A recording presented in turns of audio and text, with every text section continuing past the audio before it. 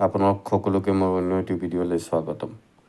আজি মই 2026 Guwahati university BEd common entrance test যোনটো আছে তাৰ চিলেবাছ সম্পৰ্কে আলোচনা কৰিম। যদিও 2026 GU BEd সেট চিলেবাছ অহা নাই, তথাপি আমি যদি পুৰণি যোনটো চিলেবাছ আছে সেইটো চাওঁ, অলমষ্ট ছেইম থাকিব, মানে ছেইমেই থাকিব, যিহেতু এই 2025 যোনটো চিলেবাছ আছে এইটো অলৰেডি আপডেট কৰা হৈছিলে যোৱা বছৰ।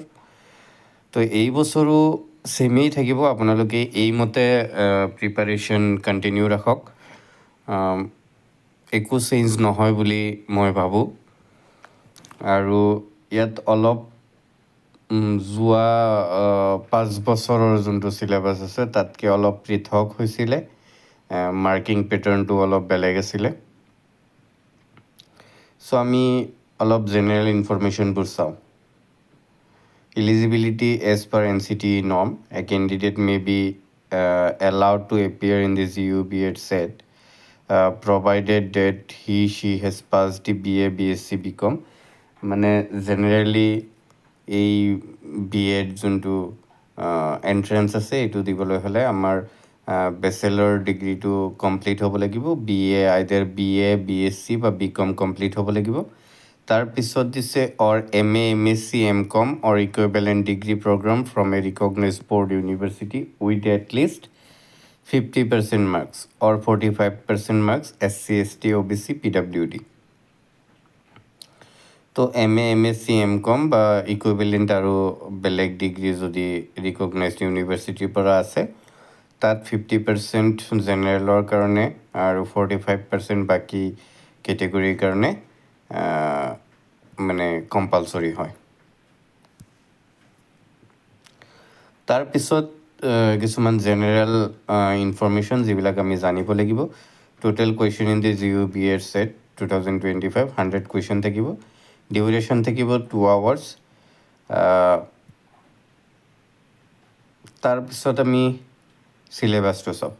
ছেকশ্যন 8 আছে, ইয়াত জেনেৰেল ইংলিছত থাকিব। জেনেৰেল ইংলিছত কি থাকিব? ভকেবুলাৰী থাকিব, টেন্স থাকিব, ভইচ থাকিব, নেৰেশ্যন থাকিব, প্ৰিপজিশ্যন থাকিব, কাৰেক্ট অফ চেণ্টেন্স থাকিব আৰু কম্প্ৰিহেনশ্যন থাকিব। ইয়াত 100 মাৰ্কছ থাকিব।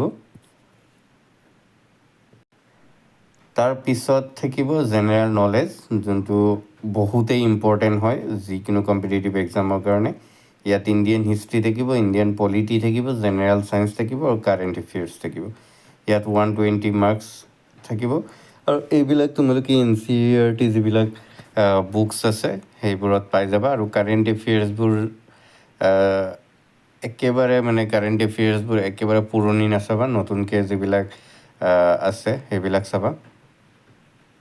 তাৰপিছত আছে taste of reasoning and numerical ability.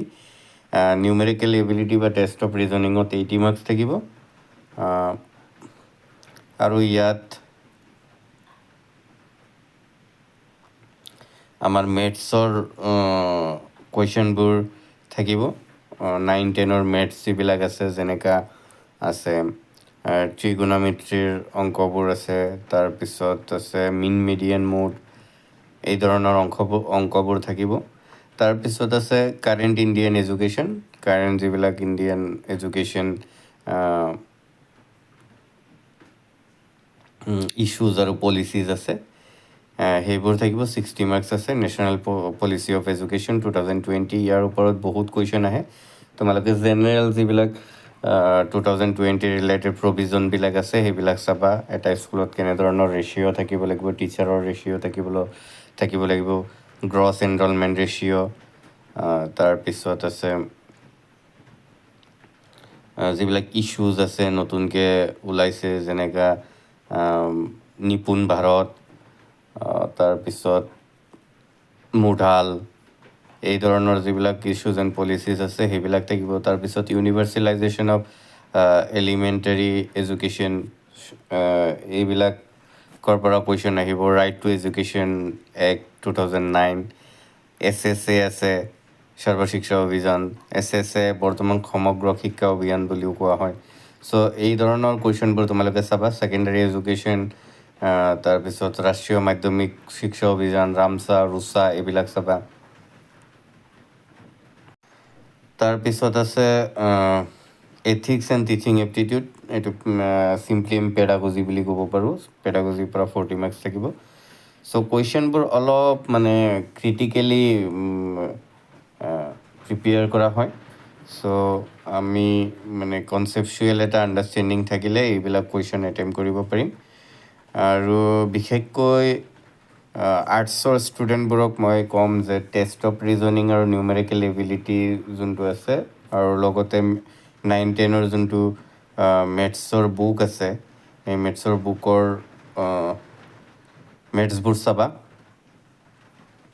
যোৱা বছৰ টেষ্ট অফ ৰিজনিং আৰু নিউমেৰিকেল এবিলিটিৰ নামত যেনেকৈ আমি প্ৰিভিয়াছলি এই যে ক্লকৰ যিবিলাক কুৱেশ্যন আছিলে ডিৰেকশ্যনৰ কুৱেশ্যন আছিলে টাইমৰ কুৱেশ্যন আছিলে সেইবিলাক কুৱেশ্যন খুবেই কম অহা দেখা গৈছে বেছিভাগ 9-10ৰ মেথছৰ বুকৰ পৰা কুৱেশ্যনবোৰ আহিছে চ' তোমালোকে সেইবিলাক প্ৰেক্টিছ কৰিবা তাৰপিছত কাট অফ মাৰ্কছ দিছে 80 ফৰ আনচাৰ্ভড কেটেগৰী আৰু 60 ফৰ ৰিজাৰ্ভ কেটেগৰী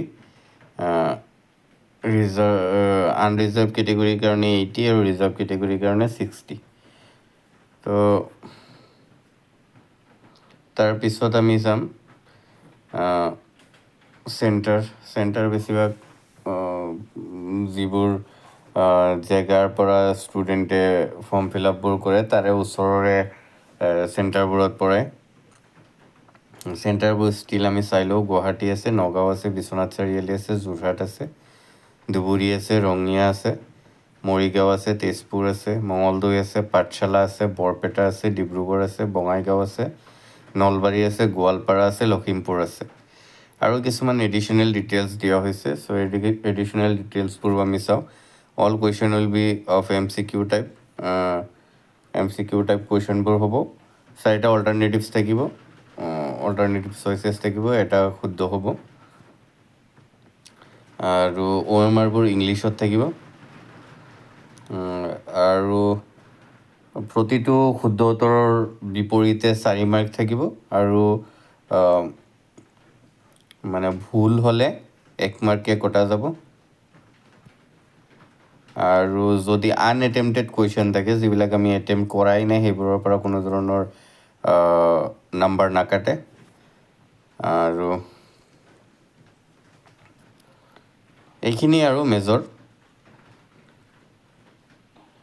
আৰু এপ্লিকেশ্যন ফিজ থাকিব 2000 চ' এইখিনিয়ে বেছিক যিবিলাক ইনফৰ্মেশ্যন আমি জানিব লাগে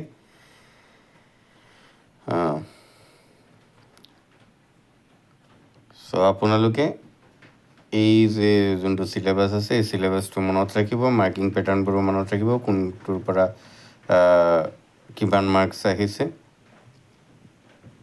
আৰু কাৰেণ্ট ইণ্ডিয়ান এডুকেশ্যন যিবিলাক নতুনকৈ মানে ইছ্যুজ এণ্ড পলিচিছবোৰ ওলাব প্ৰভিজনবোৰ ওলাব সেইবোৰত গুৰুত্ব দিব চ' এইখিনিয়ে আৰু thank you so' much for ৱাচিং আৰু মোৰ চেনেলটো ছাবস্ক্ৰাইব কৰি ৰাখিব ফৰ ফাৰ্ডাৰ আপডেট যিকোনো ধৰণৰ আপডেট পাই থাকিবলৈ BEd ৰিলেটেড গুৱাহাটী ইউনিভাৰ্চিটিৰেই হওক বা তেজপুৰ ইউনিভাৰ্চিটিৰেই হওক বা ডিব্ৰুগড় ইউনিভাৰ্চিটিৰেই হওক শিৱসাগৰ ইউনিভাৰ্চিটিৰেই হওক মই এইবিলাক ইনফৰ্মেশ্যন দি থাকোঁ আপোনালোকে চেনেলটো ছাবস্ক্ৰাইব কৰি ৰাখিব থেংক ইউ